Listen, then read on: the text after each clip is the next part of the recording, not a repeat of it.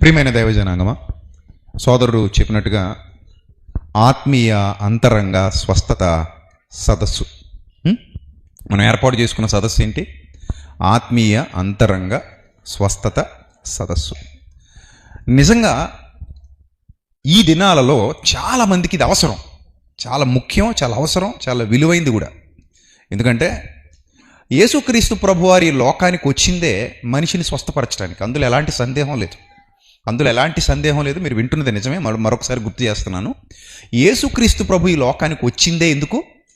మనిషిని స్వస్థపరచడానికి. కానీ స్వస్థపరచడానికి వచ్చినటువంటి యేసుక్రీస్తు ప్రభువుని ఒకే కోణంలో ప్రపంచం అర్థం చేసుకుంది వ్రాయబడిన ప్రవచనాన్ని ఒక దృష్టికోణంలో మాత్రమే చూడడాన్ని బట్టి. యాక్చువల్లీ బైబిల్లో బహుళార్థ సాధక ప్రయోజనాలు కలిగినటువంటి ప్రొఫెసీస్ చెప్పబడ్డాయి, ప్రవచనాలు. అది యెషయా ప్రవచించిన, ఇర్మియా గారు ప్రవచించిన, యెహెజ్కేలు గారు ప్రవచించిన, దానియేలు గారు ప్రవచించిన ఈ ప్రవచనాలన్నిటి సారం ఏంటంటే ఒకే మాటతో 2-3 విషయాల మీద ప్రజలకు అవగాహన కల్పించటం. మాట ఒక్కటే, ఆ సర్పపు కాటు నుంచి విడుదల పొందుతాడట.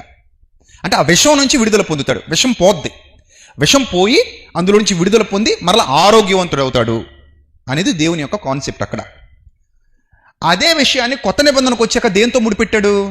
యోహాను సువార్తలో శిలువ మరణంతో ముడిపెట్టాడు. అదే విషయం సేమ్. అరణ్యములో మోషే సర్పమును ఎలాగూ ఎత్తెనో అలాగే మనుష్య కుమారుడు ఎత్తబడవలెను. ఆ సర్పాన్ని అనగా ఎత్తడి సర్పాన్ని ఎవరైతే నిదానించి చూశారో వాళ్ళు ఎలాగైతే బ్రతికారో, ఇప్పుడు యేసు ప్రభువును నిదానించి చూసిన వాళ్ళు కూడా ఏమవుతారు? బ్రతుకుతారు. అంటే ఒక విషయంలో నుండి బహుళమైన విషయాలను నేర్పించటం, దాన్నే బహుళ అర్థ సాధక ప్రయోజనాలు. అందుకే పాత నిబంధనలో ఛాయగా ఉందట, కొత్త నిబంధనలో అదే ఏమైందట? నిజస్వరూపముగా ప్రత్యక్షమైంది. అర్థమైంది కదా? సో ఇప్పుడు యేసుక్రీస్తు ప్రభు వారు వచ్చింది ఖచ్చితంగా స్వస్థపరచడానికే. ఎంతమంది నమ్ముతున్నారు? ప్లీజ్ చెప్పాలి. ఎంతమంది నమ్ముతున్నారు? ఎస్, అందరు నమ్ముతున్నారు. క్రైస్తవులు అందరూ నమ్ముతున్నారు. అది పచ్చి నిజం. యేసు ప్రభు ఈ లోకానికి వచ్చింది మనిషిని ఏం చేయడానికి? స్వస్థపరచడానికి. అయితే ఆ స్వస్థత ఏ విధమైన స్వస్థత? ఎలాంటి స్వస్థత?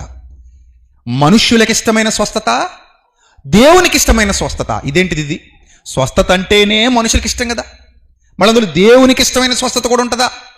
మీకు డౌట్ రావచ్చు. స్వస్థత అంటే మనిషికి ఇష్టమా, దేవునికి ఇష్టమా? యాక్చువల్లీ మామూలుగా మీకు అర్థమైన భాషలో చెప్పండి. స్వస్థత అంటే మనిషికి ఇష్టమా, దేవునికి ఇష్టమా? మనిషికే ఇష్టం. ఎక్కువ ఇష్టం మనిషికి. అది మనిషికి ఇష్టమైన స్వస్థత. మరి దేవునికి ఇష్టమైన స్వస్థత ఏంటి? దేవునికి ఇష్టమైన స్వస్థత కూడా ఉంటుందా?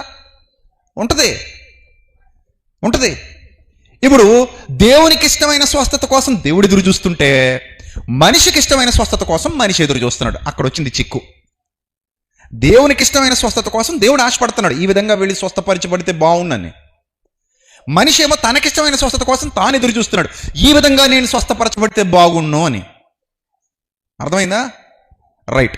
ఇప్పుడు యేసుక్రీస్తు ప్రభు వారిని ఎలా యెషయా భక్తుడు పరిచయం చేస్తున్నాడు ఆనాడున్న యోధ సమాజానికి, ఆనాడున్న ఇశ్రాయేల్ సమాజానికి అనేది మీరు చూడగలిగితే, యెషయా గ్రంథంలో వ్రాయబడినటువంటి పురాతన కాలపు ప్రవచనాలను మనం ధ్యానించబోతున్నాం. యెషయా గ్రంథం 53వ అధ్యాయం, దాదాపుగా క్రీస్తుకు పూర్వం 700 సంవత్సరాల క్రిందట వ్రాయబడినటువంటి మహాప్రవక్త అయిన యెషయా గారు రచించిన దివ్య గ్రంథం యెషయా గ్రంథం. దీనికి సంబంధించినటువంటి పురాతత్వ శాస్త్రవేత్తల దగ్గర పురాతన వ్రాతప్రతులు నేటికి అందుబాటులో ఉన్నాయి.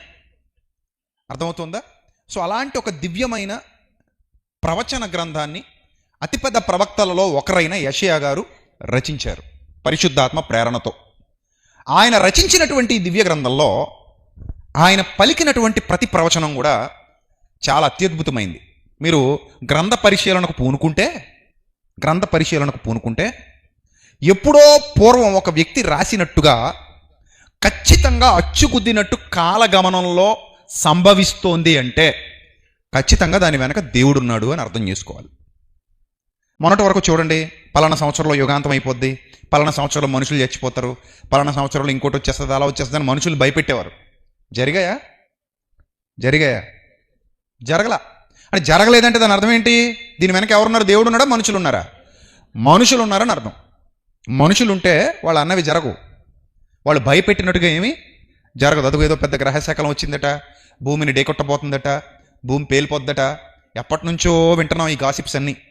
వాటిని చూసి భయపడిన వాళ్ళు ఉన్నారు. పాశ్చాత్య దేశాల్లో అయితే ఆస్తులను అమ్ముకుని తినేసేటట్టు ఒక ఆయన. ఎందుకు?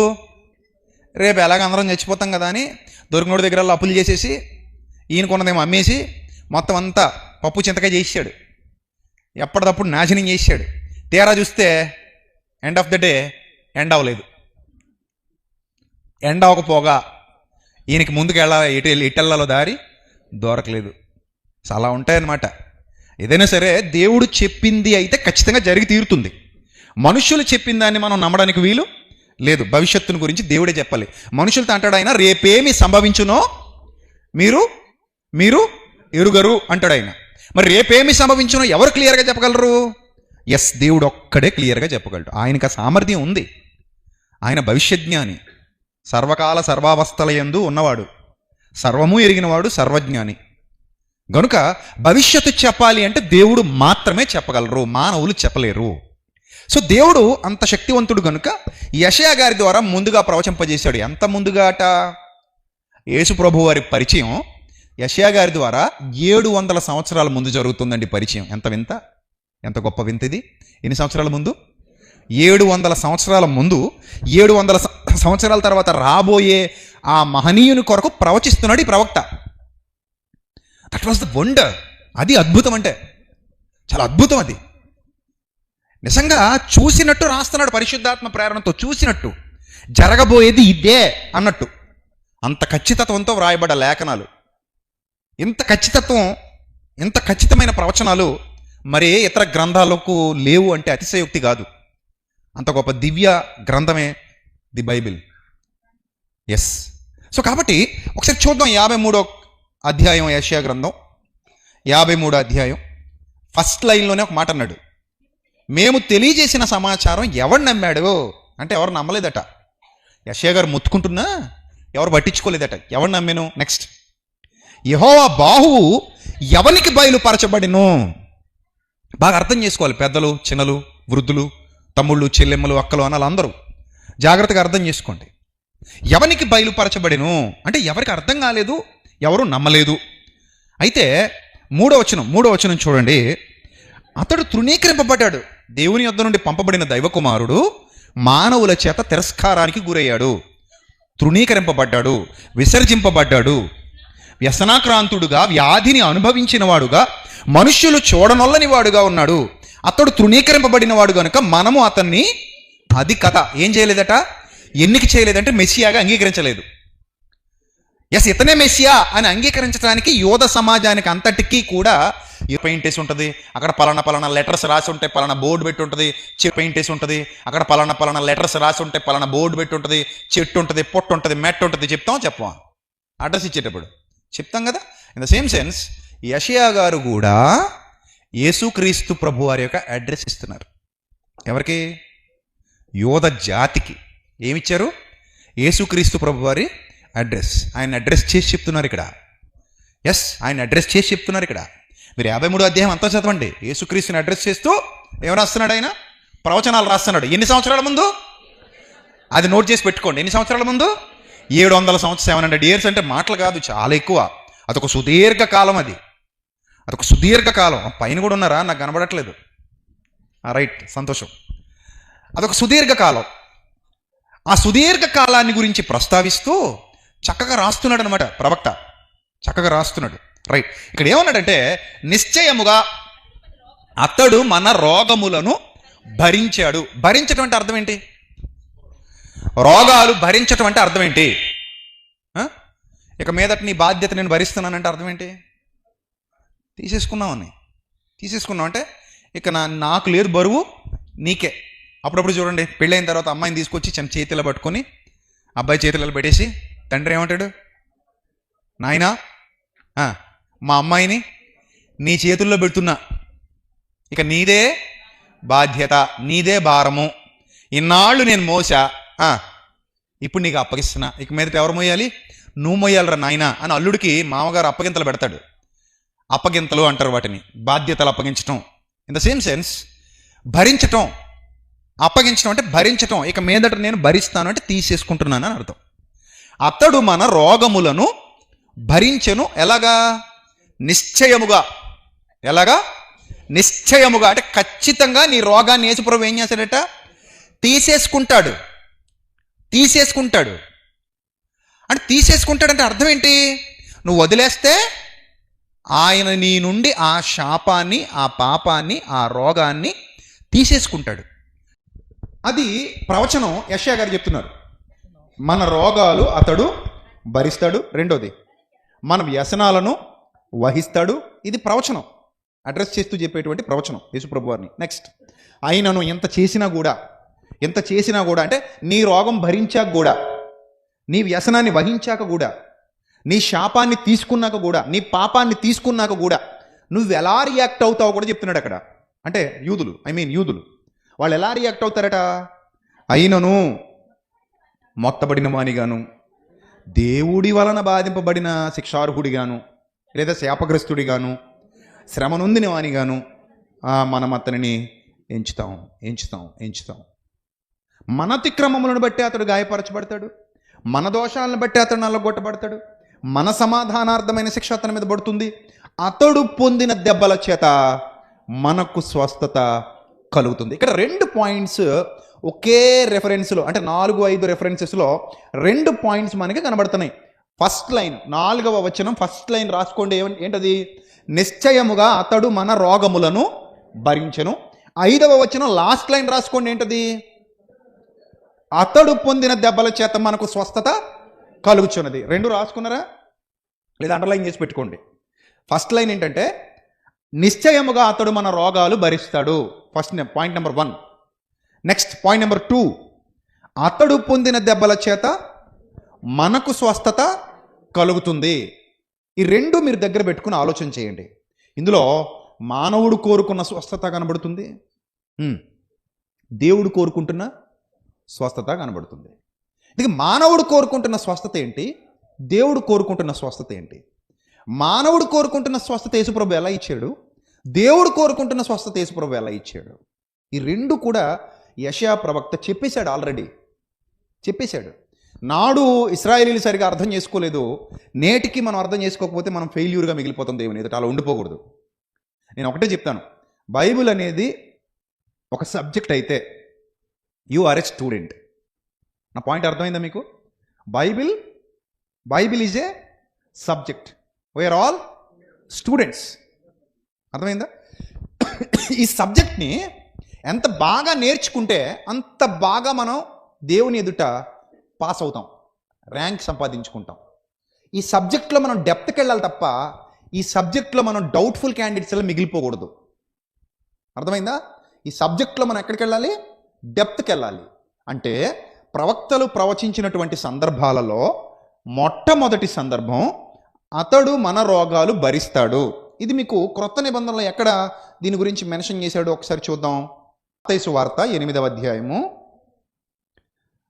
16 నుంచి చూద్దాం. 16 నుంచి చూద్దాం, అందరూ చూడాలి. సాయంకాలం అయిపోయిందట. జనులు దయ్యాలు పట్టిన అనేకులను ఆయన వద్దకు తీసుకొచ్చారు. ఆయన మాట వల్ల దయ్యాలను వెళ్ళగొడుతూ రోగుల నెలను స్వస్థపరిచాను. రోగుల నెలను ఏం చేశాను? స్వస్థపరిచాను. పాయింట్ నెంబర్ 1, 4వ వచనంలో, యెషయా గ్రంథం 53వ అధ్యాయము 4వ వచనంలో మనం ఏదైతే చదువుకున్నామో పరిశుద్ధాత్ముడు క్లియర్గా మనల్ని అక్కడికి తీసుకొచ్చి ఆపుతున్నాడు, నూతన నిబంధనలో మెన్షన్ చేసి. అంటే యెషయా చెప్పింది, మత్తయి చెప్పింది ఒకటే, ఒకదాని గురించే. ఇదిగో ఇది జరుగుతుందని ఆనాడు 700 సంవత్సరాల ముందు యెషయా భక్తుడు చెప్పాడు అని ఇక్కడ గ్రంథకర్త కోట్ చేస్తున్నాడు. మీరు రెండింటిని జాగ్రత్తగా చూసుకోండి. ఏం చెప్తున్నాడు అక్కడ?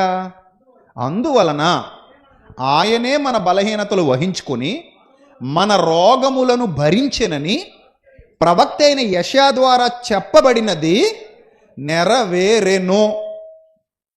ఏమాయను? నెరవేరెను. అంటే యేసు ప్రభువు చేసినటువంటి ఆ యునిక్ స్వస్థత, స్వస్థత అది చాలా యూనిక్గా ఉంటుంది. ఎందుకంటే ఏదైతే కళ్ళ ముందు కనబడుతుందో అది మటుమాయం అయిపోద్ది, ఉండదు ఇంకా. అందులో మీకు ఒక బెస్ట్ ఎగ్జాంపుల్ చెప్తాను ఈరోజు. జాగ్రత్తగా చూడండి. లూకా సువార్తలో ఒక వివరణ ఉంది, దానికి సంబంధించినటువంటి ఒక వివరణ. లూకా సువార్తలో ఒక వివరణ ఉంది. ఏంటిది? ఇప్పుడు 460 BCలో, క్రీస్తుకు పూర్వం 460లో హిపోక్రైట్స్ అని ఒక ఆయన ఉండేవాడు. ఆయన చాలా గొప్ప ఆయుర్వేద వైద్య నిపుణుడు. చరిత్రలో చాలా గొప్ప ఆయుర్వేద వైద్య నిపుణుడు. చాలా విషయాల మీద పరిశోధన చేసి ఆయుర్వేద శాస్త్రానికి సంబంధించినటువంటి ఎన్నో విషయాలను ప్రపంచానికి నేర్పించాడు. అందుకే అతన్ని ఫాదర్ ఆఫ్ మెడిసిన్ అంటారు. సో ఈయన రాసినటువంటి గ్రంథాలు ఆ రోజుల్లో చాలామందికి వైద్యం చేయడానికి వైద్య శాస్త్రంలో చాలా విరివిగా ఉపయోగపడేవి. ఈ హిపోక్రైట్స్ కంటే ముందు కింగ్ సాల్మన్ దేవుని జ్ఞానాన్ని పొందుకొని ఆయుర్వేద జీవన విజ్ఞానానికి సంబంధించినటువంటి చాలా పుస్తకాలు రచిస్తే తన దగ్గర పెట్టుకుంటే అనేక ప్రాంతాల నుండి రాజులు, భూపతులు, అధిపతులు వచ్చి ఆయన దగ్గర నేర్చుకుని కాపీ కొట్టి వెళ్ళిపోయేవారు. అందులో శాపదేశపురాన్ని కూడా ఉంది. చాలామంది భూపతులు వచ్చి సొలొమోను గారి దగ్గర పాండిత్యం నేర్చుకుని వాళ్ళ దేశాలకు తిరిగి వెళ్ళిపోయేవారు.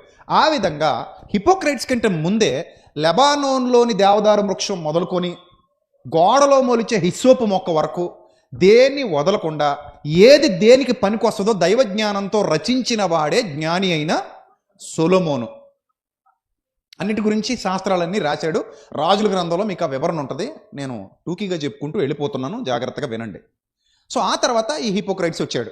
వీళ్ళందరూ వైద్యులందరూ కూడా ఆ వైద్య శాస్త్రాన్ని అధ్యయనం చేసి అప్పటికి వాళ్ళకున్న జ్ఞానం చొప్పున ఆనాటి ప్రజలకు వైద్యం చేసేవారు.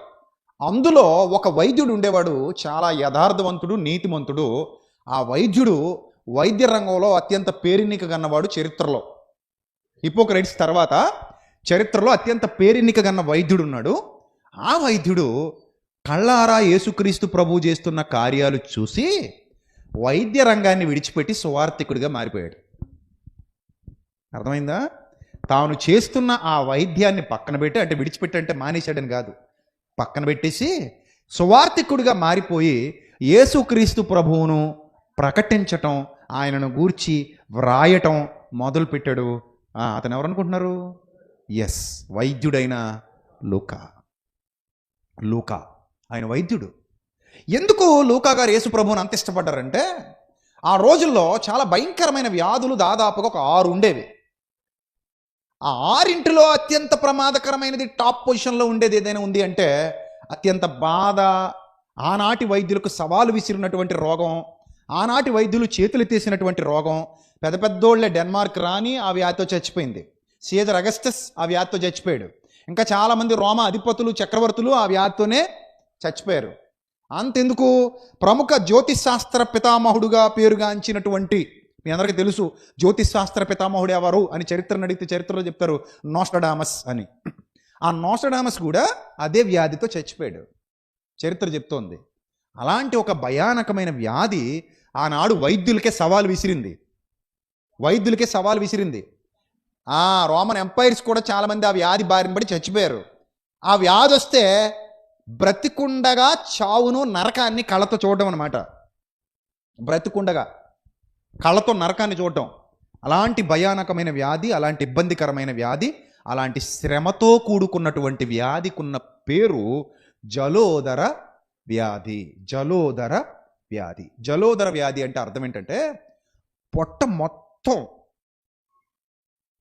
చీము, నెత్తురు లాంటి ఒక ద్రవంతో నిండిపోద్ది. మీకు అర్థమైందా?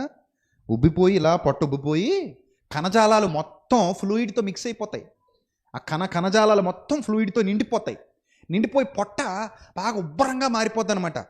అంటే బాగాలాగా ఫ్రంట్కి తన్ని పెట్టేసినట్టు, చేతులు కాళ్ళు కూడా ఇలా లావుగా అయిపోయి ఇలా నొక్కితే చాలు. చూడండి, అప్పుడప్పుడు గర్భిణీ స్త్రీలకి నీరు పట్టేసి చూసారు ఒళ్ళంతా.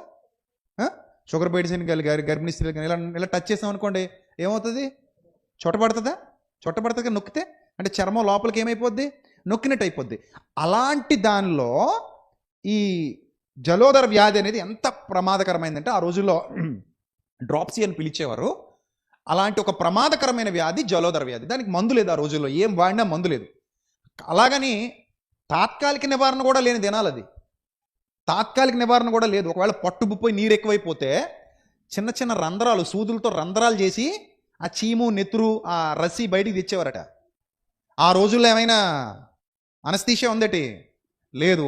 కనీసం తిమ్మిరి ఇవ్వడానికి ఏమైనా ఉందా? లేదు కదా. చచ్చినట్టు సూదులతో ఏం చేయాలి? పొడవాలి, రంధ్రాలు చేయాలి. ఆ సూదులతో రంధ్రాలు చేస్తే వాటర్ బయటికి డ్రాప్గా వచ్చేది. అలా లోపల పుడుతూ ఉండేది, బయటికి వస్తూ ఉండేది. బ్రతుకుండగానే నరకం చూసేవారు. అలాంటి భయానకమైన వ్యాధి. అందరూ భయపడిపోయేవారు అనమాట. అమ్మో, ఈ వ్యాధి వస్తుందంటే చాలా భయం. లోకాకు కూడా అదొక పెద్ద టార్గెట్. ఏం చేయగలడు? ఎవరైనా వచ్చి లోక గారు వైద్యం చేయండి, జలోదర రోగంతో బాధపడుతున్నానంటే తన దగ్గర ఉన్న పసర మందులు, ఆ మందులు, ఈ మందులో ఇచ్చేవాడు. అంతే తప్ప పూర్తిగా దాన్ని నయం చేయడం ఎవరి వల్ల కాదు. అంత ప్రమాదకరమైందనమాట ఈ ఎడిమా అనేటువంటి ఈ జలోదర వ్యాధి. జలోదర రోగము అన్నాడు బైబిల్లో. లోకసువార్తలో దాని గురించి ఎవరు రాశాడు? లోకసువార్త 14 అధ్యాయంలో జలోదర వ్యాధి అని రాస్తాడు దాని గురించి. ఆ ఫ్లూయిడ్ అది ఎందుకు వస్తుందంటే ఎవరికి తెలియదు సరైన కారణాలు. కిడ్నీ ఫెయిల్ అయిపోవడం వల్ల జలోదర వ్యాధి రావచ్చట, లివర్ ఫెయిల్యూర్ వల్ల రావచ్చట, నాడీ వ్యవస్థ ఫెయిల్యూర్ వల్ల రావచ్చట. ఇక రకరకాల కారణాలు చెప్తారు అది రావడానికి గల కారణాలు. ఇప్పుడు ఎడిమా అంటున్నారు దాన్ని. సో ఇప్పుడంటే 18వ శతాబ్దం తర్వాత కొంతవరకు మందులు వచ్చాయి. 19వ శతాబ్దంలో కొంతవరకు మందులు వచ్చాయి. ఇప్పుడంటే కొంచెం వైద్యం ఉంది. అంతకుముందు ఏ వైద్యం లేదు దానికి. చాలా బాధ, నరక యాతన. బతుకుండగానే నరకం చూసేటువంటి రోగం అది. స్క్రీన్ మీద ఏమైనా చూపించగలరా ఫోటో? అవదా? టైం పడద్దా? పెయింట్ వేస్తున్నారా ఇంది? రైట్. సో ఆ పొట్ట భాగం మొత్తం ఉబ్బిపోయి ఈ ఊపిరితిత్తులు నొక్కేస్తుంటే, ఫ్లూయిడ్ ఎక్కువైపోయి ఊపిరితిత్తులు నొక్కేస్తుంటే ఆ పొట్ట ఉబ్బిపోయినప్పుడు ఊపిరి ఆడదన్నమాట సరిగా. లంగ్స్ సరిగా పనిచేయవు. ఎందుకంటే చుట్టూతా ఏం పట్టేస్తుంది? నీరు పట్టేస్తుంది. అందుకే పేరే ఏంటి? జల ఉదరము. అంటే అర్థం ఏంటి?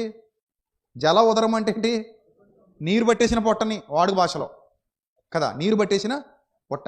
దీనికి సంబంధించి టేసన్ అని ఒక చరిత్రకారుడు ఒక పుస్తకం రాశాడు. అంటే గ్రీకుల నమ్మకాలకు సంబంధించి ఒక పుస్తకం రాశాడు. ఎంత విచిత్రంగా ఉంటుందంటే, గ్రీకుల నమ్మకాలకు సంబంధించిన పుస్తకం పేరు అడ్రస్ టు ద గ్రీక్స్. ఆ బుక్ పేరు ఏంటి? అడ్రస్ టు ద గ్రీక్స్ అనే పుస్తకం రాశాడు. అందులో గ్రీకులకు చాలా పురాణాలు ఉంటాయి, గ్రీకులకు చాలా కథలు ఉంటాయి. మైథాలజీ, గ్రీక్ మైథాలజీ అంటారు దాన్ని. ఆ గ్రీక్ మైథాలజీలో రకరకాల మూఢనమ్మకాలు ఉండేవి.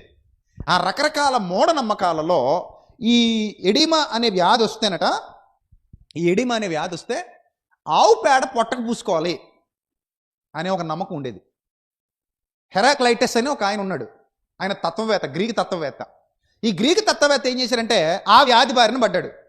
ఆ వ్యాధి బారిన పడి, నేను గ్రీక్ తత్వవేత్తను కదా, నేను ఎన్నో పుస్తకాలు రాశాను కదా, నేను చెప్పింది నేను చేయకపోతే బాగోదని చెప్పి మొత్తం ఆవు పేడ తెచ్చుకుని ఒళ్ళంతా పూసుకున్నాడు.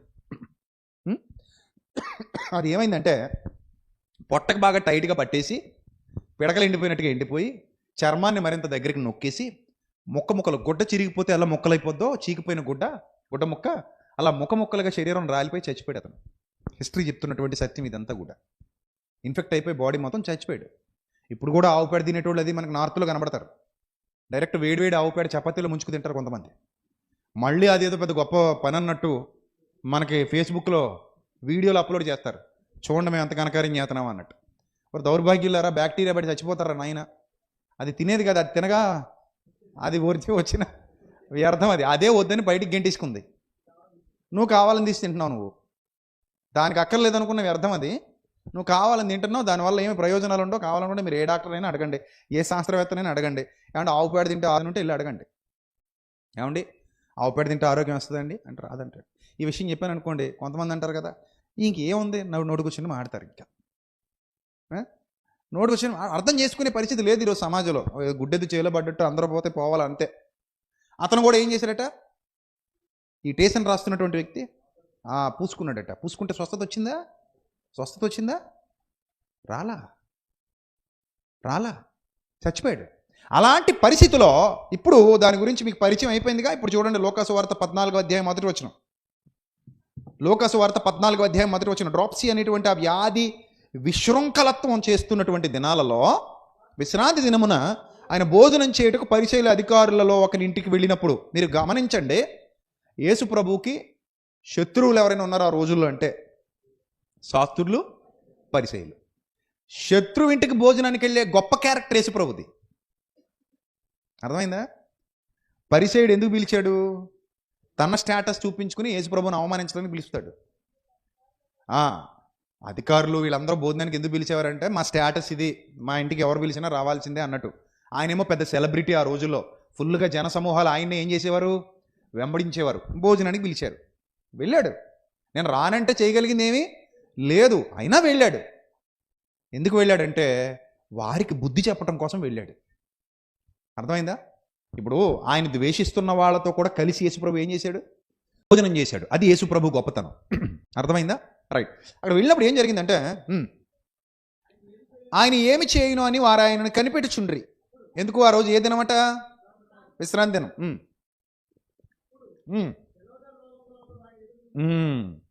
అప్పుడు జలోదర రోగము గల ఒకడు ఆయన ఎదుట ఉండెను. ఇప్పటివరకు మనం ఏదైతే చెప్పుకున్నామో, ఇప్పటివరకు మనం ఎవరి గురించి అయితే మాట్లాడుకున్నామో, ఆయన వారి ఎదుట ఉండెను. వచ్చిందా? అదిగో చూడండి, జలోదర రోగం అంటే అలా ఉంటుంది. పొట్ట మొత్తం వాటర్తో నిండిపోద్ది. నేనేమైనా పక్క తప్పుకున్నా? కనబడుతుందా? బాగానే అందరికీ బాగా కనబడుతుందా? దాన్ని అలా ఆ వాటర్ తీసేసిన తర్వాత పొట్ట అలా వేలాడిపోయినట్టు అయిపోద్ది. అలానే అది అలా ఉండిపోద్ది అనుకోకండి, మళ్ళీ రావచ్చు. బట్ ఇప్పుడంటే అడ్వాన్స్ టెక్నాలజీ, మెడిసిన్స్ అందుబాటులో ఉన్నాయి. పూర్వం ఏమీ లేవు, చచ్చిపోయేవారు. ఆ పొట్ట కన్నాలు పెడుతూ ఉంటే ఆ వాటర్ అలా కొంచెం కొంచెం డ్రాప్లెట్స్గా పడుతూ చచ్చిపోయేవారు అనమాట. చాలా భయంకరమైన బాధ. కాళ్ళు, చేతులు, మొఖంతో సహా అంతా ఉబ్బిపోయి నీరు పట్టేసి మనిషి చచ్చిపోవడం అనమాట. చాలా చండాలమైన రోగం ఇది, చాలా భయానకమైన రోగం. ఇప్పుడు అప్పుడప్పుడు చూడండి, కొంచెం కాళ్ళు ఉబ్బిపోయిన వాళ్ళు నడుస్తుంటేనే మనకు వాళ్ళని చూస్తే ఏమవుతుంది? జాలేస్తుంది కదా, అయ్యో పాపం అనిపిస్తుందా? అనిపిస్తుందా? అలాంటిది అంత దుస్థితి అనుభవించేటువంటి దినాలు ఆ రోజుల్లో. మీకు అర్థమైంది అనుకుంటున్నాను, జస్ట్ మీ ఇన్ఫర్మేషన్ కోసం చూపించాం అది. రైట్. సో ఇంక వీళ్ళని ఇలా పొడిచి ఇంకా చచ్చిపోవడం, ఎలాగా? నీరు కారడం, ఇన్ఫెక్షన్ అయిపోవడం. ఇప్పుడు సూత్తో పొడిస్తే ఏమవుద్ది? ఇన్ఫెక్ట్ అయిపోద్ది. ఆ రోజుల్లో యాంటీబయాటిక్స్ ఏమైనా ఉన్నాయా? అంత పసర్ల మీద నడాలి, అంత నాటు మందుల మీద నడాలి. ఇప్పుడు నాటు మందులు వర్కౌట్ అవుతాయంటే అన్ని రోగాలకి? ఏదో కొన్ని రోగాలకు అవుతాయి. అందుకే పూర్వం మరణాల సంఖ్య ఎక్కువ ఉండేది, ఇప్పుడు కొంత తగ్గింది. పూర్వంతో పోల్చుకుంటే ఇప్పుడు కొంత తగ్గింది. ఎందుకు తగ్గింది? అడ్వాన్స్ మెడికేషన్ వచ్చేసింది కాబట్టి, టెక్నాలజీ పెరిగింది కాబట్టి. అర్థమైందా? ఈ వైద్య రంగం అభివృద్ధి చెందింది కాబట్టి కొంతవరకు నియంత్రించగలుగుతున్నారు. ఏదేమైనా సరే ఆ రోజుల్లో మరి ఛాలెంజింగ్గా యేసుప్రభు వారు వెళ్ళి కూర్చున్నారు. జలోదర రోగం గల వ్యక్తి ఎదురుగా ఉన్నాడు. ఇప్పుడు యేసుప్రభు వారు క్వశ్చన్ రైజ్ చేశారు. పరిసైడ్ ఇంట్లో క్వశ్చన్ రైజ్ చేశారు. ఏమనంటే, విశ్రాంతి దినమున స్వస్థపరచుట న్యాయమా అన్యాయమా? మీరు చెప్పండి. విశ్రాంతి దినాన ఏ పని చేయకూడదు, ఆజ్ఞ. నడవదగినంత దూరం మాత్రమే నడవాలి, ఎక్కువ దూరం నడవకూడదు, ఆజ్ఞ. విశ్రాంతి దినాన పొలలేరినా కూడా ఏం చేశారట? వాళ్ళు కొట్టి చంపేశారంటే శిక్ష విధించారు, ఆజ్ఞ. ఎవరి ద్వారా ఇవ్వబడింది ఆజ్ఞ? మోజెస్ గారి ద్వారా ఇవ్వబడింది పాత నిబంధన చట్టంలో. అలాంటి టైంలో విశ్రాంతి దినాన స్వస్థపరచడం న్యాయమా అన్యాయమా అని అడుగుతున్నాడంటే, వాక్యం ఒక పక్క, యేసుప్రభు ఒక పక్క ఉన్నట్టు వాళ్ళు అర్థం చేసుకుంటున్నారు. వాక్యమే యేసుప్రభు అన్న సంగతి వాళ్ళకి అర్థం కాలేదు. వాళ్ళు ఏమనుకున్నారంటే, వాక్యం ఏం చెప్తుంది? విశ్రాంతి దినాన్ని ఏ పని చేయకూడదని చెప్తుంది. ఏ పని చేయకూడదు, అది స్వస్థత, ఇంకోట వాట్ ఎవర్ ఇట్ మేబీ, ఏ పని చేయకూడదని పాత నిబంధనలో మోజెస్ ద్వారా దేవుడు ఆజ్ఞాపించాడు. ఈయన వచ్చి ఈ పక్కన నిలబడి ఏమంటున్నాడు? విశ్రాంతి దినాన స్వస్థపరచడం న్యాయమా అన్యాయమా అని మనల్ని క్వశ్చన్ చేస్తున్నాడు. ఈయన మనల్ని అడిగినట్లేదు, వాక్యాన్ని అడిగినట్టుంది అన్నట్టుగా వాళ్ళు ఫీల్ అయ్యారు. వాళ్ళు ఫీల్ అయ్యి ఒక్కసారిగా డిక్లేర్ చేశారు. ఏమని? యేసు ప్రభు మోజెస్కి, ఓల్డ్ లాకి, దేవుని చట్టానికి వ్యతిరేకం. ఈయన ఎలా మెస్సియా అవుతాడు? ధర్మశాస్త్రాన్ని గౌరవించని వ్యక్తి, ధర్మశాస్త్రానికి లోబడని వ్యక్తి ఈయన ఎలాగా మెస్సియా అవుతాడు అని వాళ్ళు అర్థం చేసుకున్నారు. అలా అర్థం చేసుకుని యేసు ప్రభువుని ద్వేషించడం మొదలుపెట్టారు. చిన్న అపార్థం ఒక మనిషిని ఎలా చూపిస్తుంది అంటే మనకి దెయ్యంలా చూపిస్తుంది. ఇక నా పాయింట్ ఏంటంటే, యేసు ప్రభువుని చాలామంది చిన్న కోణంలో అపార్థం చేసేసుకున్నారు. చిన్నది ఆయన అర్థం చేసుకునే ప్రయత్నం చేస్తే ఆయన చెప్పింది కరెక్టే. విశ్రాంతి దినాన స్వస్థపరచడం న్యాయమా కాదా అంటే, దేవుని దృష్టికి అది న్యాయమే. ఎందుకంటే కనికరమునే కోరుచున్నాను కానీ ఏం కోరట్లేదు, బలిని కోరట్లేదు. వచనాలు మనిషిని సంస్కరించడానికి తప్ప మనిషిని బలి చేయడానికి కాదు. అర్థమైందా? మనిషిని సంస్కరించడానికి దేవుని వాక్యం తప్ప మనిషిని నాశనం చేయడానికి దేవుని వాక్యం కాదు. ఆజ్ఞ మనిషిని సంస్కరించడానికి, బలి చేయడానికి కాదు. అందుకే కనికరమునే కోరుచున్నాను కానీ ఏం కోరట్లేదు, బలిని కోరట్లేదు అని చాలా స్పష్టంగా యేసుక్రీస్తు ప్రభువారు తెలియజేశారు. వాళ్ళకి అర్థమయ్యేలా చెప్పారు. సరే, మీరు ఇక్కడ జాగ్రత్తగా గమనిస్తే అప్పుడు అడిగిన తర్వాత ధర్మశాస్త్రోపదేశకులకు పరిచయులను అడుగగా వారు ఏం చేశారట? చూడండి, అక్కడ ఏం రాయబడింది? వారు ఓరకుండిరి. 4వ వచనం, లోకాసు వార్త 14వ అధ్యాయము 4వ వచనం ఏముంది అక్కడ? వారిని అడుగగా, ధర్మశాస్త్రోపదేశకుల్ని పరిచయుల్ని అడుగగా వారు ఓరకుండిరి అంటే అర్థం ఏంటి? ఇంకలా మౌనంగా ఉండిపోయారు. ఎందుకు మౌనంగా ఉండిపోయారు తెలుసా? ఎటు తిప్పి ఎటు చెప్పినా ఈయన ముక్కు గాలం వేసి లాక్కొచ్చి అక్కడ కూర్చొని పెడతారు.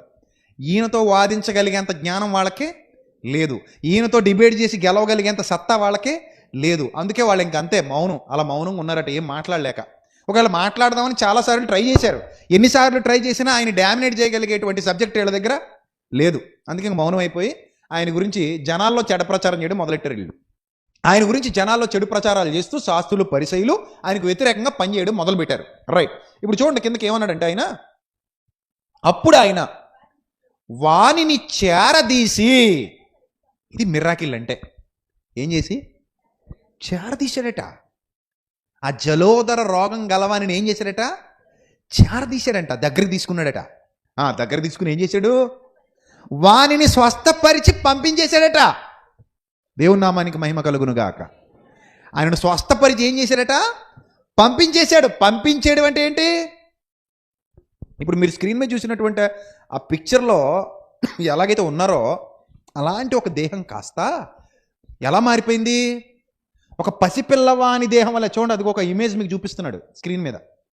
అంటే 6 దినాలలో ఈ వ్యాధి వచ్చిన వాళ్ళు అలా ఉండేవారనమాట. అంత పెద్ద బాణ పొట్ట, అంత పెద్ద కాళ్ళు, ప్రతి చోట రంధ్రాలు, కాళ్ళకి రంధ్రాలు, పొట్టకి రంధ్రాలు. అలా రంధ్రాల్లో నుండి చీము నెత్తురు బయటకు వస్తూ ఉండేది. అంటే లోపల తయారవుతూ ఉండేది, బయటికి పోతూ ఉండేది. ఒక పక్క ఈగలు ముసురుతూ రసి, చీము నెత్తురు, భయంకరమైన వాసన, దుర్వాసన. అలాంటి పరిస్థితులు ఉండేటువంటి దుర్దినాలు అవి. మీరు గమనించాలి జాగ్రత్తగా.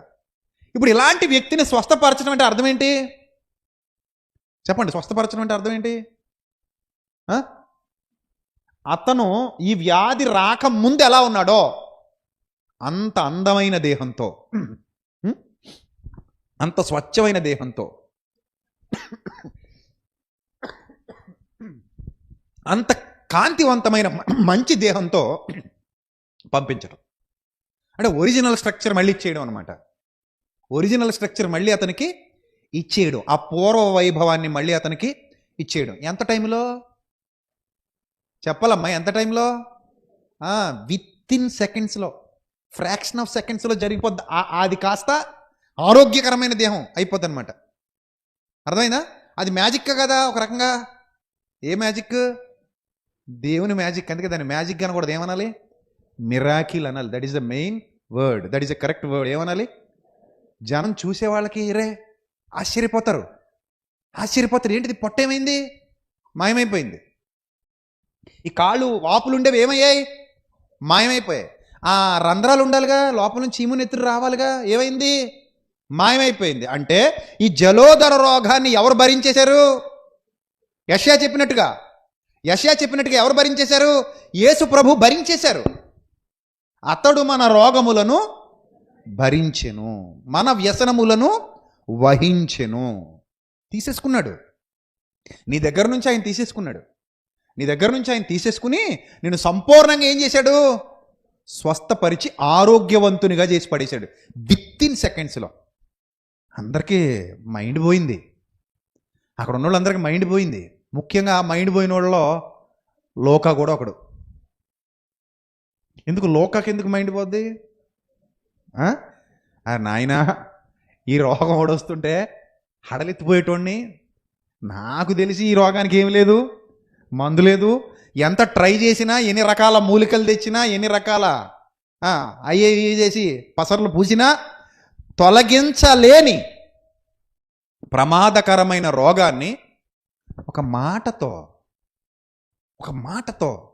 నీకు స్వస్థత కలుగును గాక అనగానే ఏమైపోయాడు? స్వస్థపడిపోయాడు. పసిపిల్లవాడి దేహం వలె ఒక స్వచ్ఛమైన అందమైన ఆకృతి, ఒక మృదువైన దేహం, అందమైన చర్మం, కాంతివంతమైన దేహం, మొత్తం అంతా కొత్తగా వచ్చేసింది. ఫ్రెష్గా అమ్మ కడుపులో నుంచి బిడ్డ బయటకు వస్తే ఎలా ఉంటాడో అలాగే ఎలా ఉన్నాడట ఈ అబ్బాయి? జలద రోగం కలిగిన వ్యక్తి ఫ్రెష్గా అయిపోయాడు. షాక్ అయిపోయారు. అలాంటి ఒక అద్భుతాన్ని యేసు ప్రభు చేసి చూపించాడు. దాన్ని అనాలి అద్భుతం అని. దేని అనాలి అద్భుతం అని? అది అద్భుతం అంటే. దేని పడితే దానికి అద్భుతం అని పేరు పెట్టకుండా మీకు పుణ్యం ఉంటుంది. ఏది పడితే అది అద్భుతం కాదమ్మా. ఈ మధ్యకాలంలో అందరూ అది అద్భుతం, ఇది అద్భుతం, అక్కడ అద్భుతం, ఇక్కడ అద్భుతం అంటే ఇది. ఇలాంటిది ఎక్కడ జరిగినా కూడా దాన్ని ఏమనొచ్చు? అద్భుతం అనొచ్చు, తప్పులేదు. అద్భుతము ఆ పదాన్ని చులకన చేసేయకండి. ఆ పదాన్ని ఏం చేయొద్దు? చులకన చేసేయొద్దు. నేను అదే చెప్తున్నా. ఆ పదాన్ని చులకన చేయొద్దు. ఆ పదాన్ని అలాగే ఉండనివ్వండి. అది యేసు ప్రభువు గొప్పతనం. దాన్ని అలాగే ఉండనివ్వండి. దాన్ని ఆ స్థాయిలో కనబడితే ఆ పదం వాడండి. ఆ స్థాయిలో కనబడని ప్రతిదానికి మీరు ఆ పదాన్ని ఏం చేయొద్దు? వాడొద్దు. అద్భుతం అంటే అది. వితిన్ సెకండ్స్లో పదార్థంలో మార్పు రావడం, ఆ స్ట్రక్చర్లో మార్పు రావడం, కళ్ళతో చూస్తూ ఉండగా చూపు మరల్చలేదు. మ్యాజిక్లు చేసేవాడు కూడా గుడ్డగప్పుతుంటాడు, అవునా కదా? మ్యాజిక్ చేసేవాడు ఏం చేస్తాడు?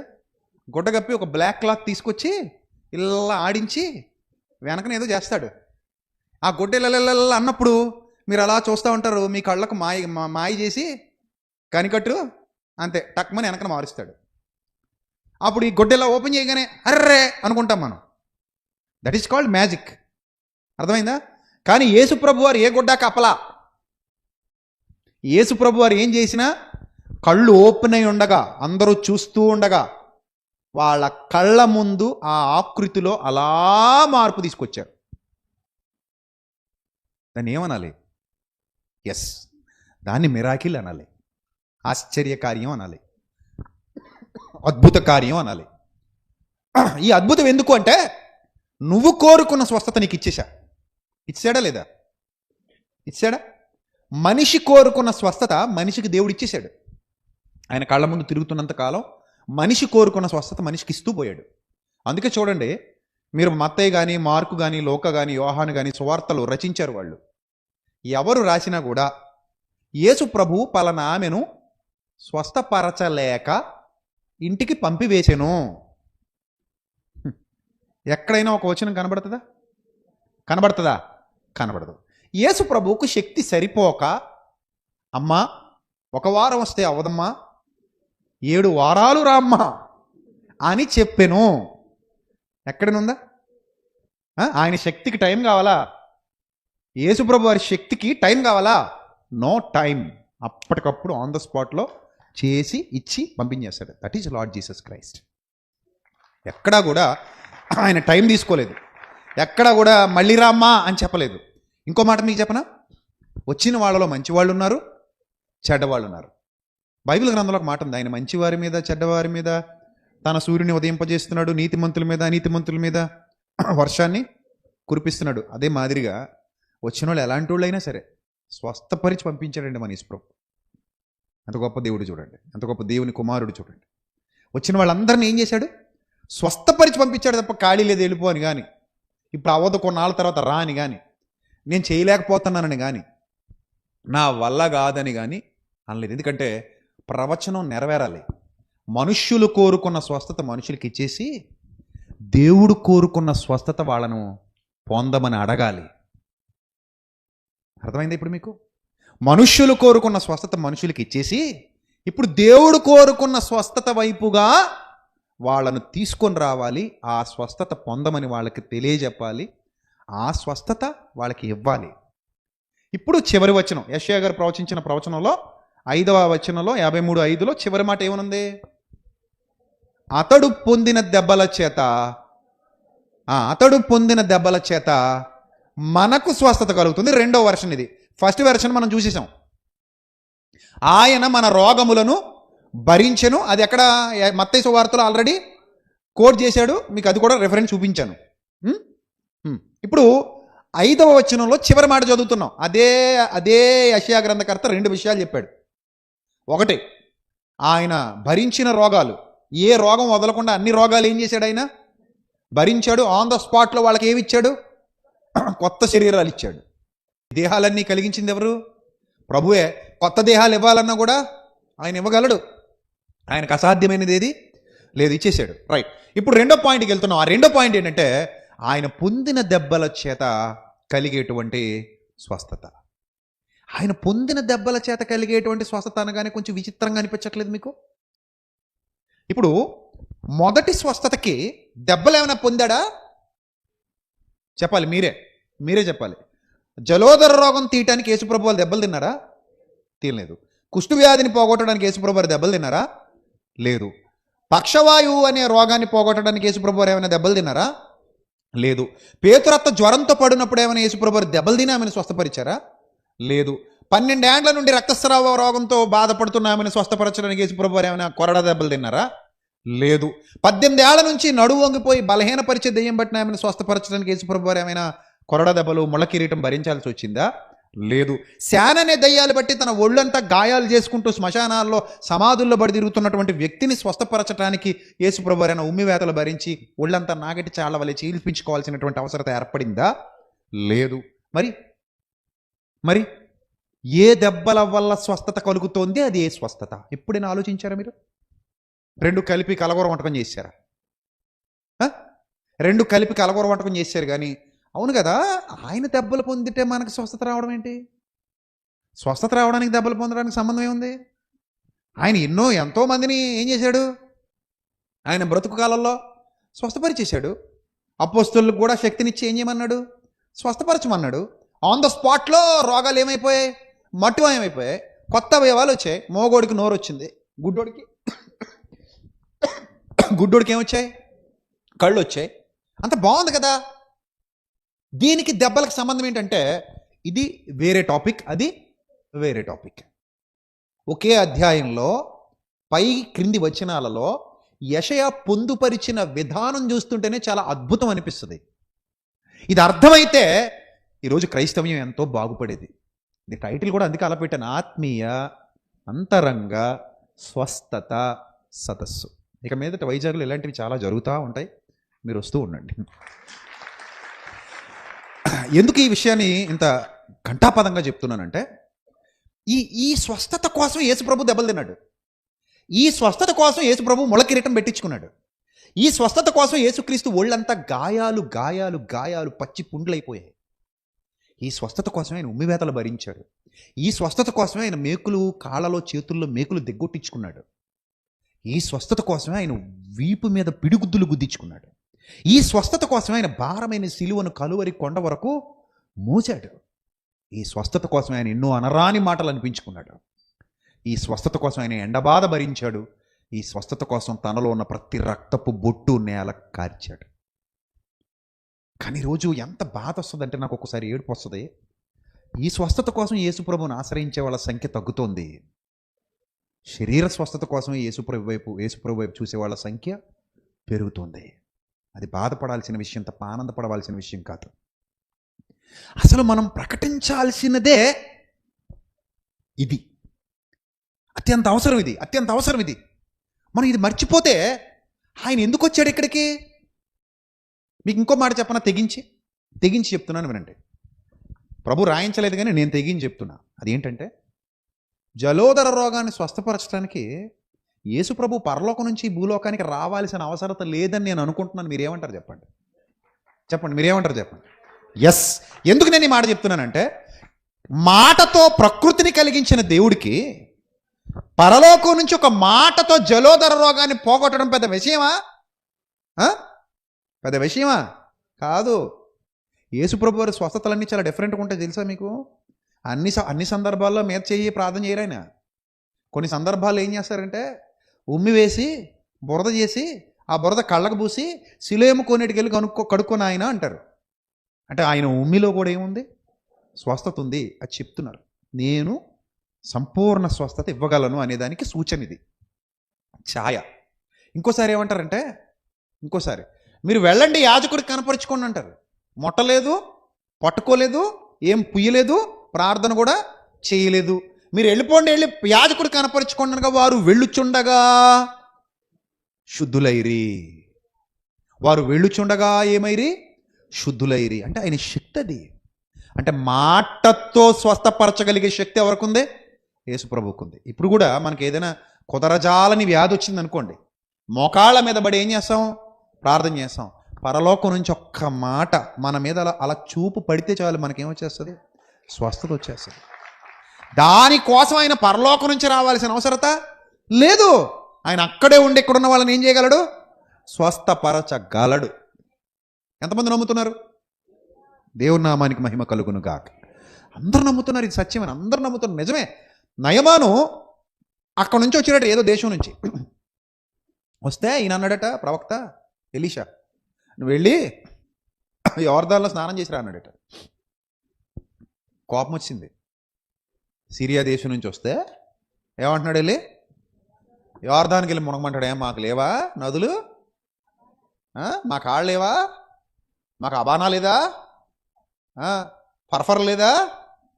మాకు బోలేడు నదులుంటే, అన్ని నదుల కంటే గొప్ప నదులు మా కాడుంటే, ఈయనేదో ప్రవక్త కదా, ఈయన దగ్గరికి వస్తే ఏదో నెత్తి మీద చెయ్యేసి కొంచెం నూనెసి మదన చేసి ప్రార్థన చేస్తాడని మేము వస్తే ఏమంటాడు ఈయన?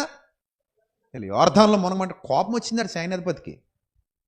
కోపం వచ్చి పదని తెప్పండి రథాలు చూసుకుందాం తర్వాత అని రౌద్రుడైపోయాడని రాయబడింది అక్కడ. అంటే నెక్స్ట్ యుద్ధంగానే ప్రకటించడో ఏమో మరి. వెళ్ళిన తర్వాత సైన్యం సమకూర్చుకుని దేశం మీదకి వద్దాం అనుకున్నాడేమో. అప్పుడు వచ్చినట్టు ఈ ప్రవక్తను కూడా లేపేద్దాం అనుకుంటాడు మహానుభావుడు. అప్పుడు అక్కడ ఎవరో ఒక ఆయన ఉన్నాడట, కొంచెం తెలివైనడు. ఆయన అన్నాడట, నాయన ఎందుకు నాయన అంతలాగా? నేను ఏమైనా బండెత్తమన్నాడా, కొండెత్తమన్నాడా? నేను బురదలో దూక 30 రోజులు ఉండమన్నాడా? ఏమన్నాడా నిన్ను? ఆ చక్కగా నదిలో స్నానం చేసి రమ్మన్నాడు. దానికి ఏమైనా పెద్ద భారమా? ఇంకోటి ఏదో ఘనంగా చెప్పుంటే చేయవా నువ్వు? 1000 బంగారు నాణాలు నదిలో ఇసిరు నాయన అంటే ఏం చేద్దు నువ్వు? మన స్టేటస్కి తగ్గట్టు చెప్పాడు, తస్సదియ్య బాగుంది అనుకుని ఇసురుతావు కదా. అలాంటివి ఏం చెప్పకుండా నేనేమన్నాడు? వెళ్ళి నీటిలో మునిగిరా నాయన అన్నాడు. ఆ మాత్రానికి ఇంత పొగరా? ఆ మాత్రానికి ఇంత గర్వమా? ఆ మాత్రానికి ఇంత రౌద్రమా అని అనేసరికి ఎందుకో విన్నాడు. అంటే వినేలా చెప్పుంటాడు పాప. మీ సేవకుడు మంచోడై ఉంటాడు, దాసుడు. మొత్తం విన్నాడు. విని వెళ్ళి మునిగి లే చూసుకునేసరికి చేతులు ఎలా ఉన్నాయట. ఏది నా కుష్టి? ఏది నా కుష్టు లేదా? చేతులు ఎలా వచ్చాయి? పసి పిల్లవాని దేహం వలె. కార్యం ఎక్కడి నుంచి చేశాడు దేవుడు? చెప్పండి అమ్మా. దిగొచ్చి చేశాడా? పరలోకం నుంచి లోకానికి శరీరధారిగా వచ్చేసాడా? మరి ఎలా చేశాడు? ఆయన అక్కడే ఉన్నాడు, ప్రవక్తకు ఆజ్ఞాపించాడు, ప్రవక్త వెళ్ళి మునగమని చెప్పాడు, ఇతను వెళ్ళి మునిగాడు. ఆటోమేటిక్గా ఏమొచ్చేసింది? స్వస్థత వచ్చేసింది. అంటే దేవుడు స్వస్థపరచాలనుకుంటే ఏ స్వస్థత? ఆయన సృజించిన ఈ దేహాన్ని, ఆయన నిర్మించిన ఈ దేహాన్ని రోగగ్రస్తమైనప్పుడు ఆయన స్వస్థపరచాలనుకుంటే ఈ లోకానికి శరీరాన్ని ధరించుకొని రావాల్సినంత నెసెసిటీ మన ప్రభువుకి లేదు. అక్కడుండి మాటతో ఏం చేసేయగలడు? స్వస్థపరిచేయగలడు. మాటతోనే భూమిని కంట్రోల్ చేస్తున్నాడు ఆయన. మాటతోనే సూర్యచంద్ర నక్షత్రాదులను కంట్రోల్ చేస్తున్నాడు. మాటతో సమస్తాన్ని నిర్వహిస్తున్నాడని హెబ్రీ పత్రికలో వ్రాయబడింది. ఆయన మాటే పంచభూతాలు మిక్కుటమైన వేండ్రంతో లయమైపోవడానికి కూడా కారణమవుతుందట ఒక దినాన. అది కూడా వాక్యమే సెలవిస్తుంది. అంటే ఆయన మాటకంతా శక్తి ఉంది, పవర్ ఉంది. మనుష్యుడు రొట్టె వలన మాత్రము కాదు కానీ ఆ దేవుని నోట నుండి వచ్చే మాట వలన జీవిస్తాడు అని ఆయన మాటకున్న పవర్ చెప్పాడు. నా మాట అగ్ని వంటిది కాదా? నా మాట బండను బదలు చేయు సుత్తి వంటిది కాదా? That is the power of word of God. అంత గొప్ప శక్తి ఉంది దేవుని వాక్యానికి. ఆయన అక్కడుండి చేయగలడు. అది మొదటి స్వస్థత. అక్కడుండి కూడా చేసేయచ్చు. కానీ ఇక్కడికి వచ్చి చేసి నేను భరించాను అన్న ప్రవచనాన్ని ఏం చేశాడు? నెరవేర్చి చూపించాడు. ఇక రెండోది ఉంది, ఇది చాలా ప్రమాదకరమైంది. ఇది పరలోకంలోని చేయడానికి కుదరదు. ఖచ్చితంగా ఈ లోకానికి రావాలి, ఒక దేహాన్ని తీసుకోవాలి. దేవుని కుమారుడు ఆ దేహంతో గాయాలు పొందాలి, దెబ్బలు తినాలి, రక్తాన్ని చిందించాలి. లోక పాపమును మోసుకుని పోయే దేవుని గొర్రె పిల్లగా పిలువబడాలి, వధింపబడాలి. అది జరిగింది ప్రియమైన దేవుని ప్రజలారా. మనిషిని స్వస్థపరచటానికి యేసుక్రీస్తు చేసిన గొప్ప కార్యం అది. ఇందుకే స్వస్థత అంటే ఏంటనేది ఇప్పటికైనా మీకు అర్థమవుతుందా? ఎక్కడొచ్చింది స్వస్థత? ఎక్కడొచ్చింది స్వస్థత? యేసు ప్రభువు పొందిన దెబ్బల చేత మనకు కలిగిన స్వస్థత ఎక్కడా? కాల్నిపా? నీ కాల్నిప్ కోసం యేసు ప్రభు దెబ్బలు పొందాలా? జెండు బాబు రాసుకుంటే సరిపోతా? నీ కాల్నొప్పి కోసం యేసు ప్రభు దెబ్బలు పొందాలా? నీ తలనొప్పి కోసం యేసు ప్రభు దెబ్బలు పొందాలా? ఈ మధ్య ఇంకా విపరీతవాదాలు పెరిగిపోయినాయి మన క్రిస్టియన్ సొసైటీలో. మొన్న ఒక ఆయన సాక్ష్యం చెప్తున్నాడు. ఏంటంటే సాక్ష్యం అంటే వేదికను అవమానపరిచే మాటలు ఇవి. పవిత్రమైన వేదికని, ఘనమైన వేదికని ఇలాంటి మాటలతో కొంత దిగజారుస్తున్నారని బాధేస్తుంటుంది అప్పుడప్పుడు. ఏమని సాక్ష్యం చెప్తున్నాడంటే మైక్ తీసుకుని, నేనండి పెళ్ళి అవ్వలేదండి, ఇంకా సంబంధాలు వస్తున్నాయి, కానీ జుట్టు అంతా నిరిచిపోయింది, తెల్లగా అయిపోయింది. నల్ల జుట్టు ఎలా వచ్చేసిందట? తెల్లగా అయిపోతే ఫ్రెండ్స్ అందరూ ఏడిపించేవారట, రే ఇంకా పెళ్ళి కూడా కాలా, చిన్నపిల్లాడివి, అప్పుడే తెల్లంటికలు వచ్చేస్తే అట్టబ్బా, నల్లగా ఉండాలి కదా అనేవారట. అప్పుడు బాధపడుతూ అయ్యగారి దగ్గరికి వస్తే అయ్యగారు ఆయిల్ ఇచ్చారట. ఆయిల్ రాశాక మొత్తం నల్లగా అయిపోయిందట. నేను అన్నాను, ఆయిల్లో రంగు కలిపించుంటారా నాయన? ఏందండి కథలు, మనకు అవసరమా? ఇది ఇంత చీపుగా యేసుప్రభు వారి శక్తిని సమాజానికి చూపించడం మంచి పద్ధతి? అన్యులకు లోకువైపోతాం మనం. అందుకే అన్నాడు, ఆయనే అన్నాడు, నేను అనడం కాదు, ఆయనే అన్నాడు, మిమ్మల్ని బట్టియే కదా.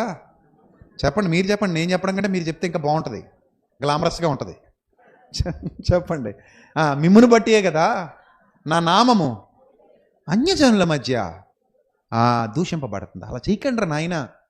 అరే మరీ అంత చీప్గా చేసేయకండ్రా, నన్ను నా విలువ తగ్గించేయకండ్రా అని ఆయన అంటున్నాడు. మనం ఏంటంటే, లేదు ప్రభా, నీ మాట ఖాతరు చేయం ప్రభా, మేము అనుకున్నది చేసుకుంటూ పోవడమే ప్రభు, ఏది పడితే చేసేయడమే, ఎలా పడితే అలా చేసేయడమే, ఎలా పడితే అలాగా ప్రభువుని అవమానించడం. ఈరోజు సగం అవమానం మనవాళ్ళ వల్లే వస్తుందని బాధపడుతున్నాను నేను. రోడ్డు మీద పెట్టేస్తున్నారు యేసు ప్రభుని తీసుకెళ్ళి, కామెడీ చేసేస్తున్నారు యేసు ప్రభుని తీసుకెళ్ళి, కామెడీ. నిన్న మొన్న ఏదో జబర్దస్త్ ప్రోగ్రాంలో చేశారట కామెడీ, ఈరోజు ఫేస్బుక్లో అది తిరుగుతుంది. ఒకటి కాదు, రెండు కాదు, ఇంక రోజు ఇలాంటిది ఏదో ఒక తలపోటు. సాతాను గోధుమల చేలో గురుగులు విత్తిపోయాడేమో. ఈ గురుగులు యేసు ప్రభు నామాన్ని చాలా భయంకరంగా ఏం చేస్తున్నారంటే అవమానపరుస్తున్నారు. జరగకూడదు, అలాగా మంచి పద్ధతి కాదు. ఒకటే చెప్తాను, రాసి పెట్టుకోండి, మనం చచ్చిపోయినా సరే మన వల్ల ప్రభువుకు మహిమ రావాలి తప్ప మన వల్ల ప్రభువుకి ఎలాంటి అవమానం రాకూడదండి. అది ఒక క్రైస్తవుడు బాధ్యత. ఒక క్రైస్తవుడు ప్రభువును గణపరిచేవాడు, రిప్రజెంటేటివ్గా ఉండాలి. నువ్వు ప్రభువుకి గణపరిచేవాడిగా ఉండాలి తప్ప బాధించేవాడిగా ఎంత మాత్రం ఉండటానికి వీలు లేదు. ఇక నేను ముగింపులోకి వెళ్తున్నాను, జాగ్రత్తగా అర్థం చేసుకోండి ప్రియమైన దేవుని ప్రజలారా. ఆయన పొందిన దెబ్బల చేత మనకు స్వస్థత కలుగుతున్నదని పేతురు గారు కూడా కోట్ చేశారు ఈ విషయాన్ని. పేతురు గారు కూడా చెప్తూ, ఆయన పొందిన దెబ్బల చేత మనకి ఏం కలుగుతోంది? స్వస్థత కలుగుతోంది. ఆయన మనల్ని ఏం చేశాడు? స్వస్థపరిచాడు. ఆయన మనల్ని బలపరిచాడు. ఆయన మనల్ని విడువడు, ఎడబాయడు. ఎందుకంటే ఆయన మనకిచ్చినటువంటి స్వస్థత, ఆయన మనకిచ్చినటువంటి ఈ స్వస్థత శరీర సంబంధమైన స్వస్థత కాదు. మరి ఏ స్వస్థత అది? ఏ స్వస్థత ఇది? ఆత్మ సంబంధమైన స్వస్థత. ఏ స్వస్థత ఇది? ఆత్మ సంబంధమైన స్వస్థత. ఏంటి? ఆయన పొందిన దెబ్బలకి నీ స్వస్థతకి ఎక్కడ సంబంధం కుదిరింది అంటే, ఎక్కడ కుదిరింది సంబంధం అని అంటే, ఎప్పుడైతే ఆయన వైపు నిదానించి చూచి నువ్వు మారు మనస్సు పొందుతావో. ఇది మారు మనస్సు అంటే స్వస్థత? మారు మనస్సు అంటే స్వస్థత కాదా? కాదా? ఇంతకీ ఆత్మరోగం అంటే ఏంటట? పాపమా కాదా? పాపమేగా. ఆత్మకు పట్టిన రోగం ఏది? పాపమే. ఆ పాపం నుండి విడుదల పొందితే మరి ఏమైనట్టు?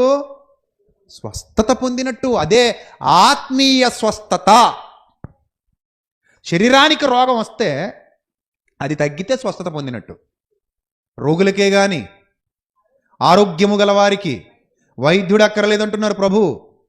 శరీరం కూడా దేంతో బాధపడుతోంది? రోగములతో బాధపడుతుంది. అందుకే పేతురు గారు ఏమన్నారో చూడండి. పేతురు గారు రాసిన మొదటి పత్రిక 2వ అధ్యాయము.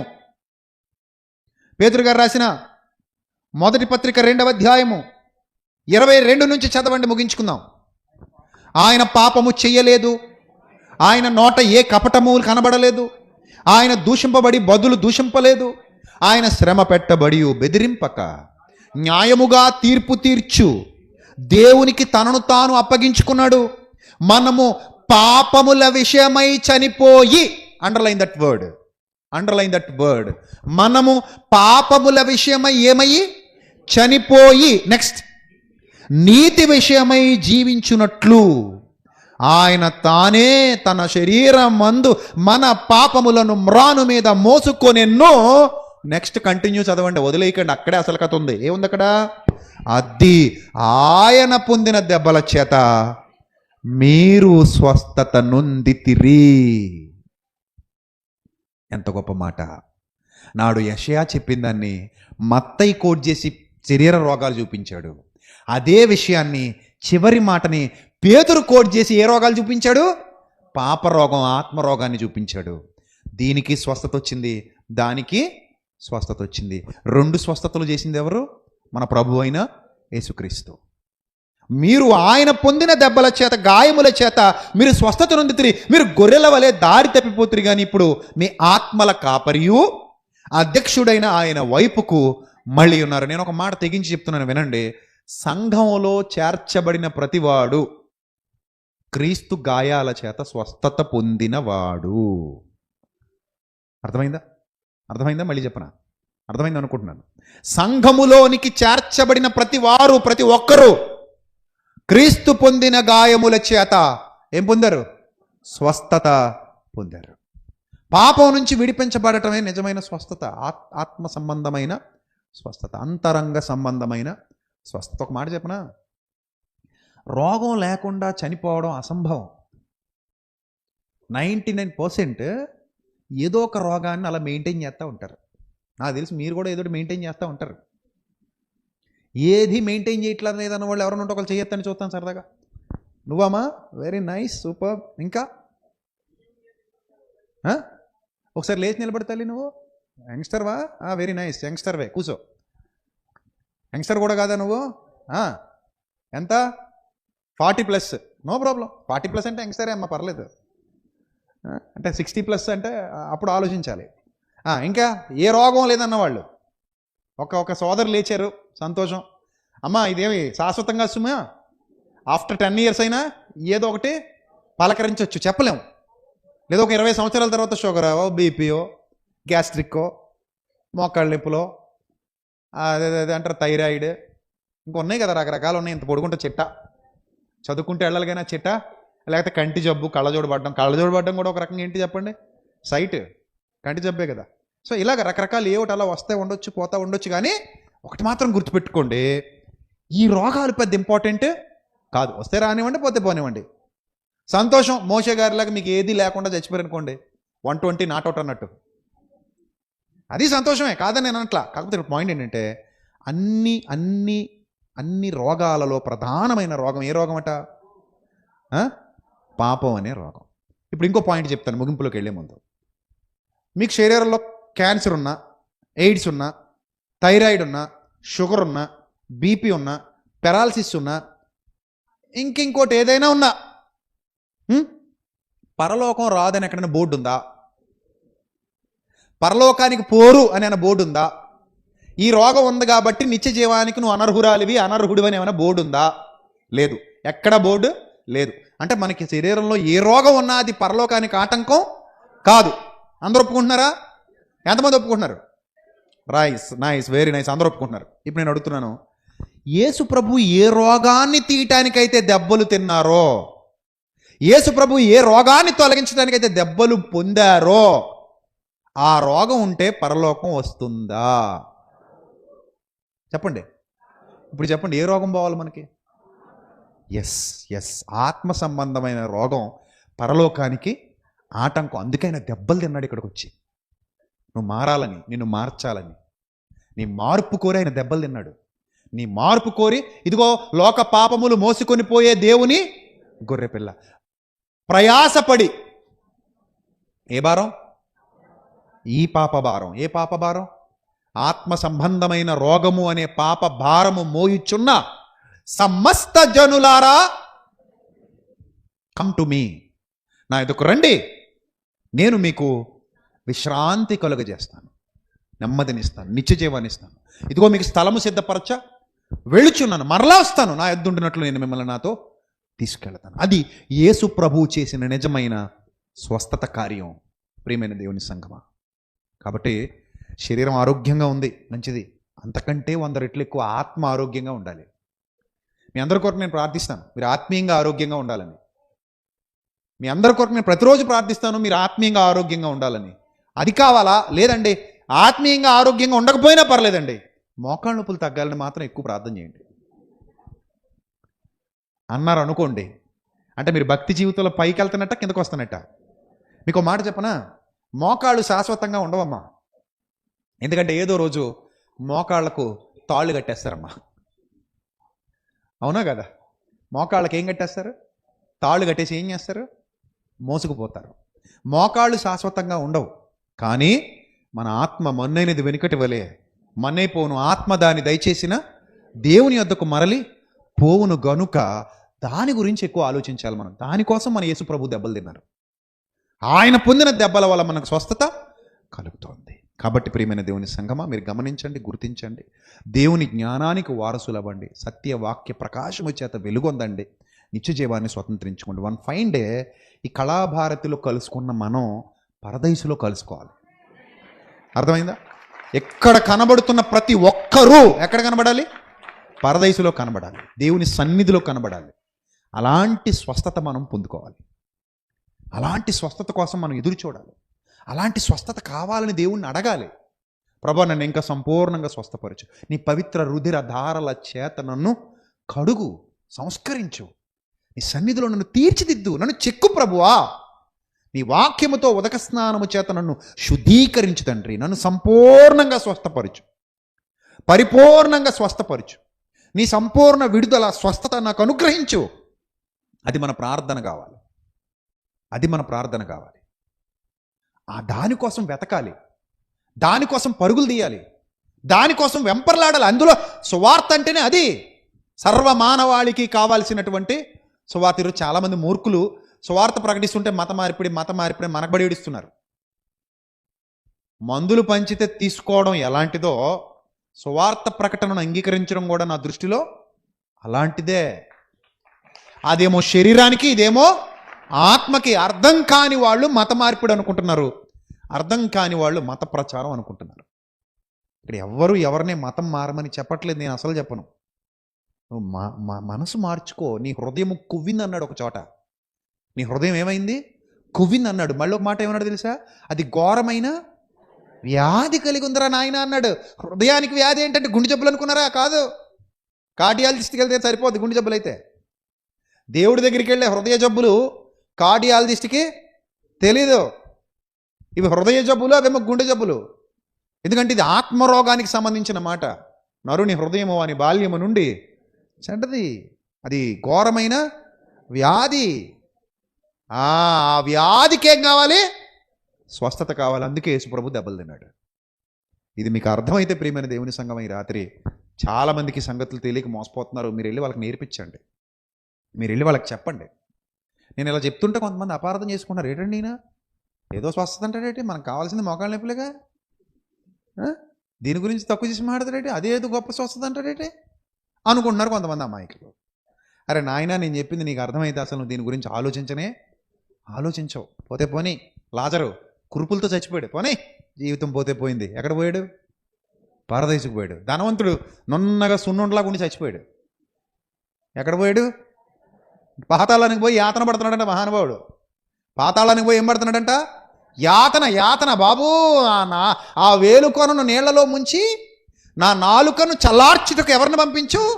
లాజర్ను పంపించమని ప్రాధేయపడి వేడుకుంటున్నాడంట. కాబట్టి ప్రియమైన దేవుని ప్రజలారా, మీకు ఏది కావాలో అది వెతకండి. మీకు ఏది కావాలో అది వెతకండి. రెండో పాయింట్, అసలు మీకేం కావాలో ముందు తెలుసుకోండి. మీకేం కావాలో ముందు తెలుసుకోండి. ఇప్పుడు ధనవంతుడు తెలుసుకున్నాడు తనకి ఏం కావాలో, కానీ ఇప్పుడు అది దొరకట్లేదు అతనికి. దొరికిన సమయంలో అది వద్దనుకున్నాడు, దొరికిన సమయంలో ఏదో కావాలనుకున్నాడు. సన్నపునార వస్త్రాలు ధరించుకున్నాడు, ప్రతిదినము బహుగా సుఖపడుతున్నాడు. కావాల్సింది దొరుకుతున్నా అది వెతికే పరిస్థితిలో ఇతను లేడు. ఎందుకంటే అది కావాలని ఇతనికి అప్పటికే తెలియదు. తెలిసినా పట్టించుకోలేదు, ప్రకటించినా వినలేదు, చెవి యొగ్గలేదు. ఆ తర్వాత ఏడుస్తున్నాడు దానికోసం. ఎంత ఏడ్చినా ఇప్పుడు అది మళ్ళీ దొరకదు. మీరు ఆ స్థితికి వెళ్ళకూడదు దేవుని కృప వల్ల. అందుకే మిమ్మల్ని అందరినీ ఇక్కడ కూర్చోబెట్టి మాటలు వినిపింపజేసాడేమో ఈ రాత్రి. వైజాగ్లో చాలామంది ఉన్నారు, అందరు రాలేదు ఇక్కడికి. ఎన్నికలో ఉన్నవారు, ఏర్పరచబడిన వారు మీరే వచ్చారు. మీరు సత్యానికి వారసులు అవ్వాలి, జ్ఞానానికి వారసులు అవ్వాలి, బలమైన అక్షయాహారం తినే పాత్రలుగా మీరు మారాలి. మీరు దేవుని సన్నిధిలో ఒక దినాన కనబడాలి. అప్పుడు అది మనకు ఆశీర్వాదం, అది మనకు దీవెన. ఆస్తులు, అంతస్తులు, వెండి బంగారాలు ఏవి మనకి శాశ్వతం కావు. పౌలు భక్తుడు అన్నాడు, మనకు సువార్త ప్రకటించిన మహనీయుడు ఏమన్నాడు తెలుసా? నేను ఏమీ తీసుకొని రాలేదు, ఈ లోకములో నుండి ఏమీ తీసుకొని పోలేను, అన్న వస్త్రములు గలవాడని తృప్తి కలిగి ఉన్నాను అన్నాడు. ఇప్పుడు మీరు కూడా తృప్తిగా ఉండండి, దేవుని వాక్యాన్ని నేర్చుకోండి, బలపడండి, వర్ధిల్లండి. మీరు మీ పిల్లలు దీవించబడుదురుగాక సత్యవాక్యంతో. మీరు మీ పిల్లలు మీ కుటుంబాలు ఆశీర్వదించబడుదురుగాక సత్యవాక్యంతో. ఒక దైవ సేవకునికి ఇది నా కోరిక, నా తృష్ణ.